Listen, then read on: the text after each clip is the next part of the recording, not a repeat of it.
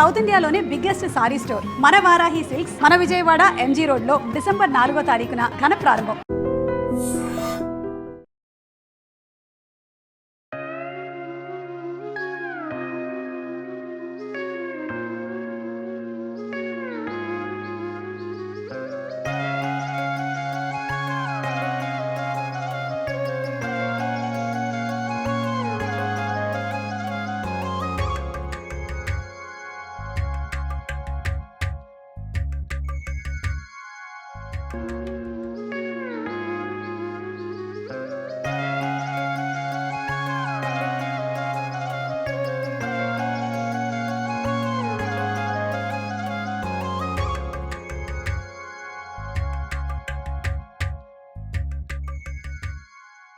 जय श्रीमन्नारायण जय श्रीराम श्री आंजनेयम तमस्मिन् कार्य निर्योगे प्रमाणं हरिसत्तम हनुमान् यत्नमास्ताय దుఃఖక్షయకరో భవ అనగా మనకు ఎటువంటి బాధలున్నా విఘ్నాలున్నా అవన్నీ తొలగించాలని మనం ముందుగా హనుమంతుణ్ణి వేడుకుందాం.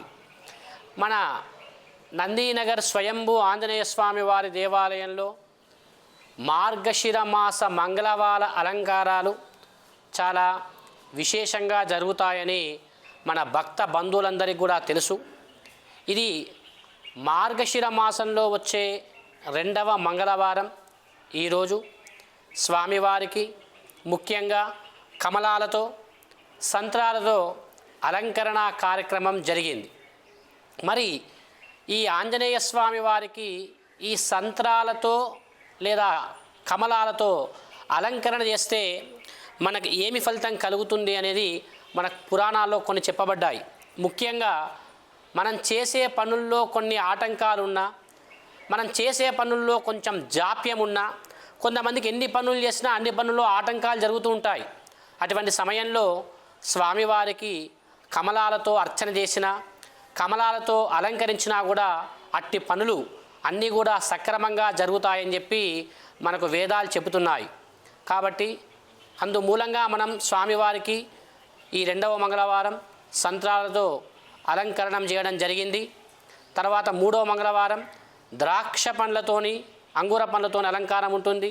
చివరి మంగళవారం అన్ని రకాల పండ్లతోని స్వామివారికి అలంకరణ కార్యక్రమం జరుగుతుంది. ఈ మార్గశిర మాసం అంటేనే ఆంజనేయ స్వామి వారికి చాలా ప్రీతి మాసము, విశేషమైన మాసం అని చెప్పుకోవచ్చు. ఈ మాసంలో స్వామివారికి మనం చెప్పుకున్నట్టుగా ఒక్కొక్క వారం ఒక్కొక్క పండ్ల అలంకారాలతో ఆ యొక్క నక్షత్రాలు తిథులను బట్టి ఏ మంగళవారము ఏ నక్షత్రం వస్తుందో ఆ రోజు ఆ మంగళవారం మనం పండ్లతో అలంకరిస్తూ ఉంటాము. ఈరోజు ద్వాదశి చాలా చక్కగా కలిసి వచ్చింది కాబట్టి మనం స్వామికి కమలాలతో సంత్రాలతో అలంకరించాం. తర్వాత వచ్చే మంగళవారం నాడు అంగూర పండ్లతోని, తర్వాత వచ్చే మంగళవారం నాడు అన్ని రకాల పండ్లతోని మనం అలంకరించబోతున్నాం. ఈ అలంకరణ సమయంలో ముఖ్యంగా ఈ మార్గశిర మాసంలో ఉదయం స్వామివారికి అభిషేకం బదులుగా మన్యు సూక్త పారాయణ కార్యక్రమం ఉంటుంది. అంటే అభిషేకం చేసే సమయంలో ఆ అభిషేక కార్యక్రమాన్ని నిలిపి ఈ మన్యు సూక్త పారాయణం మనం ఈ 4 వారాలు స్వామివారికి సంకల్పం చెప్పుకొని ఆ అభిషేక కార్యక్రమం బదులుగా మన్యు సూక్త పారాయణం చేసి స్వామికి ఈ యొక్క ఫలాలతో మనం అలంకరించుకుంటాం. ఇక్కడ ఆనవాయితీ. తర్వాత ముఖ్యంగా ఈ మార్గశిర మాసంలో మనం ముఖ్యంగా చెప్పుకునే ఇంకొక విశేషమైన కార్యక్రమం ఒకటి ఉందండి. మార్గశిర శుద్ధ త్రయోదశి అనగా ఈ 3వ తారీఖు 12వ నెల 2025వ సంవత్సరం బుధవారం నాడు హనుమత్ వ్రతం అనే కార్యక్రమం ఉంటుందండి. చాలామందికి ఈ వ్రతం గురించి ఎక్కువగా ఎవరికీ అవగాహన అనేది ఉండదు. ఈ మార్గశిర మాసంలో శుక్లపక్షంలో త్రయోదశి నాడు ఈ హనుమత్ వ్రతాన్ని జరుపుకోవాలి. మరి హనుమత్ వ్రతం ఎందుకు చేయాలి? ఈ హనుమవ్రతం చేస్తే ఎటువంటి ఫలితాలు వస్తాయి? ఆర్థిక ఇబ్బందులు ఉన్నవారు కానివ్వండి, కోర్టు సమస్యల తగాదాలు ఉన్నవారు కానివ్వండి, ముఖ్యంగా సంతాన రీత్యా వివాహరీత్యా కూడా ఈ వ్రతాన్ని మనము చక్కగా వినియోగించుకోవచ్చండి. ఈ వ్రతము అన్ని వ్రతాల మాదిరిగా ఉండదండి. ఎప్పుడు పడితే అప్పుడు జరుపుకునే వ్రతం కాదు.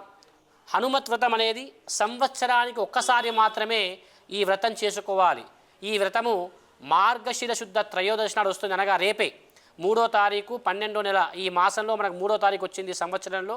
తిథుల ప్రకారం చూసుకుంటే ప్రతి సంవత్సరం మార్గశిర శుద్ధ త్రయోదశి నాడు ఈ వ్రతాన్ని చేసుకోవాలి.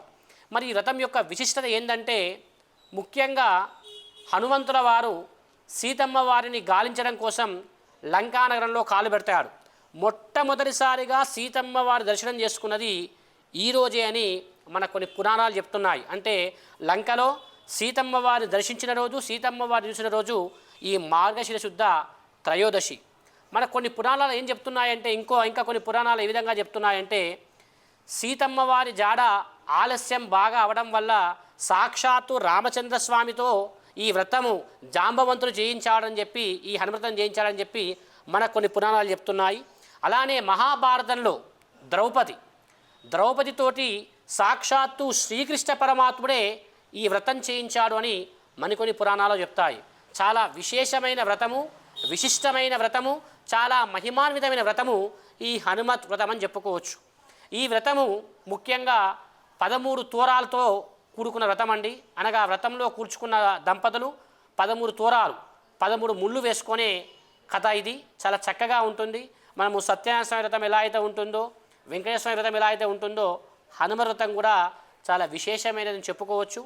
ఈ వ్రతం నాడు హనుమంతుణ్ణి చక్కగా దంపతులు కలిసి కూర్చొని ఈ వ్రతం చేసుకున్న వారికి, ఈ వ్రతంలో కూర్చున్న వారికి కానివ్వండి, ఈ కథ విన్నవారికి కూడా కానివ్వండి, ఆ హనుమంతుని అనుగ్రహంతో పాటు ఆ రామచంద్ర స్వామి వారి యొక్క అనుగ్రహం లభిస్తుంది. ముఖ్యంగా చాలామందికి వివాహం జరగడం లేట్ అవుతుంటుంది, సంతానం జరగడం లేట్ అవుతుంటుంది, కోర్టు సమస్యలు కానివ్వండి, ఆర్థిక ఇబ్బందులు కానివ్వండి, ఆరోగ్య సమస్యలు కానివ్వండి, ఏ పని మొదలుపెట్టినా కూడా ఆ పనుల్లో ఆటంకాలు విఘ్నం ఉండడం కానివ్వండి, ఇవన్నిటికి కూడా మనం నిర్మూలించాలంటే, ఇవన్నిట్లో కూడా మన సంకల్పం పొందాలంటే తప్పకుండా ఈ హనుమత్ వ్రతాన్ని అందరూ ఆరాధించండి. హనుమత్ వ్రతం అనేది చాలా దేవాలయంలో చేయరు, కొన్ని దేవాలయాల్లో కొన్ని పద్ధతుల్లో వ్రతం చేస్తూ ఉంటారు. కాబట్టి వ్రతం మనకు రేపే వచ్చింది, అనగా 3వ తారీఖు నాడు ఈ మాసం 12వ నెల 2026 సంవత్సరం బుధవారం నాడు ఈ వ్రతం వచ్చింది. కాబట్టి అందరూ కూడా ఈ వ్రతాన్ని చేసుకొని మీ యొక్క సంకల్పాలన్నీ కూడా నెరవేరాలని ఆ యొక్క హనుమంతుల వారిని ప్రార్థిద్దాం. జై శ్రీరామ్.